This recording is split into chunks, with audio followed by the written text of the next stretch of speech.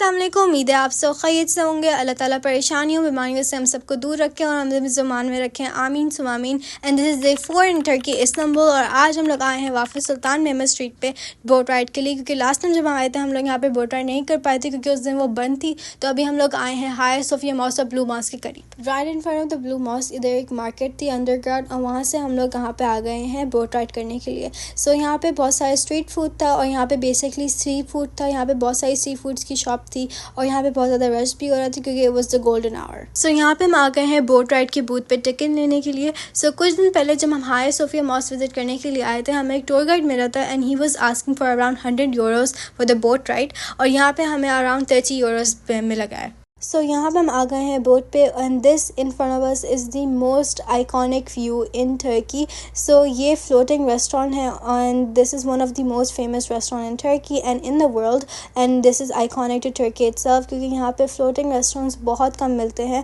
और ये one of the first floating restaurants है इन द वर्ल्ड। और ये ब्लू मॉस्क के बिल्कुल सामने था और इससे ब्लू मॉस्क का बहुत प्यारा सा व्यू आ रहा था। सो ये बोट राइड इंक्लूड करता है a visit to the Princes Island और a visit to the Asian side of Istanbul. और अभी हम यूरोपियन साइड पे हैं and this is a whole canal ride और यहाँ से हमें पूरा इस्तांबुल का टूर मिलेगा।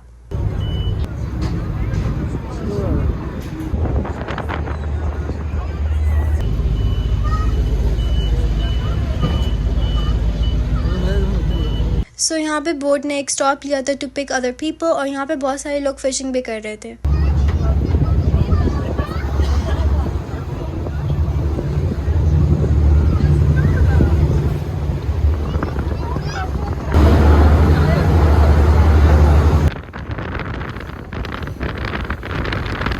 So basically a canal ride was a connection between the Mediterranean Sea and the Black Sea, and this boat ride was about 2 hours long.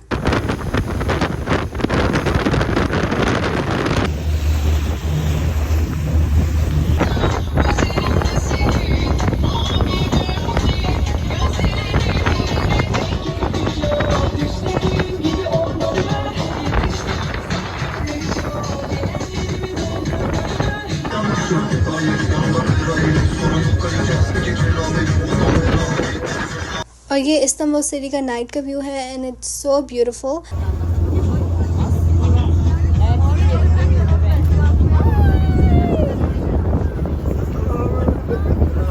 तो ये है गलाटा टावर एंड इसका टिकट था अराउंड 35 यूरोस का for one person, और ये back in the day was a jail in 1700s।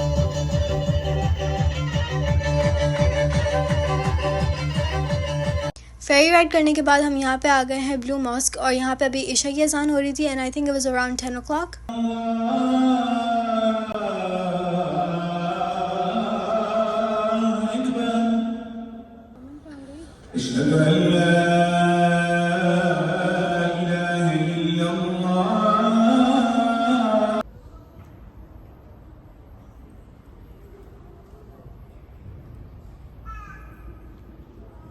So blue mosque में अशा की नमाज़ अदा करने के बाद हम लोग ने टैक्सी ली और हम लोग चले गए होटल, क्योंकि यहाँ पे ज़्यादातर नाइट लाइफ नहीं होती तो हम लोग चले गए होटल।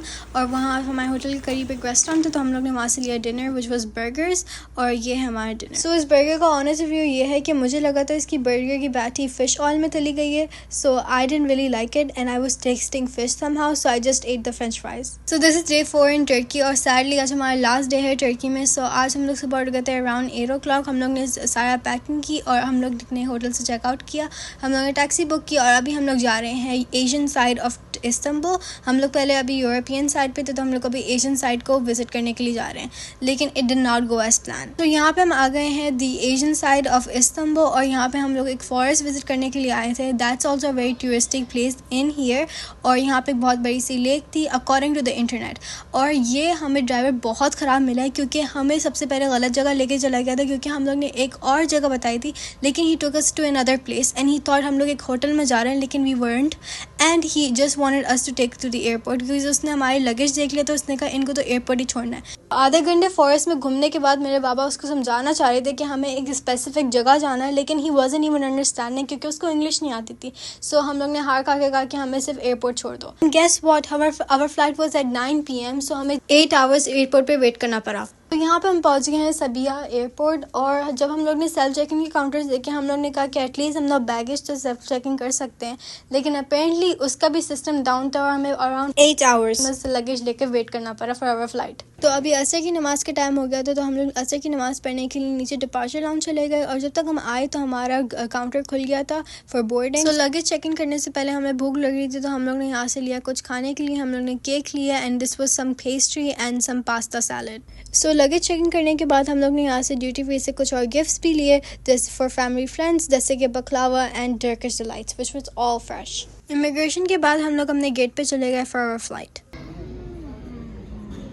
Lütfen dikkat.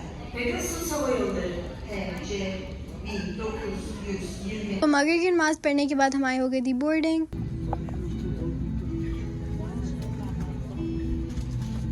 सो फ्लाइट में हमें मिला था ये this smoke Turkish sandwich with water and juice, और this flight was around 3 hours 40 minutes लॉन्ग। अल्हम्दुलिल्लाह अराउंड 2:30 पे हम लोग पहुंच गए थे Dammam, and that's all for the video. अल्लाह हाफिज़।